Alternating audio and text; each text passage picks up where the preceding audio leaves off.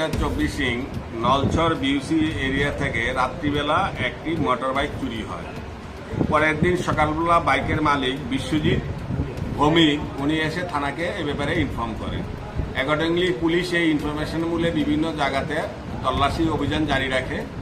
গত 20/4/2024 মোহনবুক কালাপানিয়া এরিয়াতে ASI Taiyab Hossain bike checking করা রাত্রিকালীন সময়ে বাইক এবং গাড়ি যখন চেকিং করছিলেন সেই সময় এক অজ্ঞাত পরিচয় ব্যক্তি পুলিশ দেখে বাইকটি রেখে সে দৌড়ে পালিয়ে যায়। পরবর্তী সময় মালিক এখানে না আসা বাইকটি রেখে থানাতে নিয়ে আসে এবং আমরা বুঝতে পারি যে ওই বাইকটার মালিক বিশ্বজিৎ বণিক যে বাইকের মালিক তাই নাকি আমরা এই ব্যাপারে ইনফর্ম করি। অ্যাকর্ডিংলি তাই নিয়ে কাগজপত্র নিয়ে মেলাগড় পুলিশ স্টেশনে আসে এবং ওনার হাতে আমরা বাইকটা অর্পণ করি।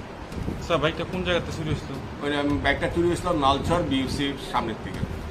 দেখি স্যার চোর কি ধরা সম্ভব হয়েছে? না, চোর ধরা সম্ভব হয়েছে না, আমরা এই ব্যাপারে অভিযান জারি রাখছি।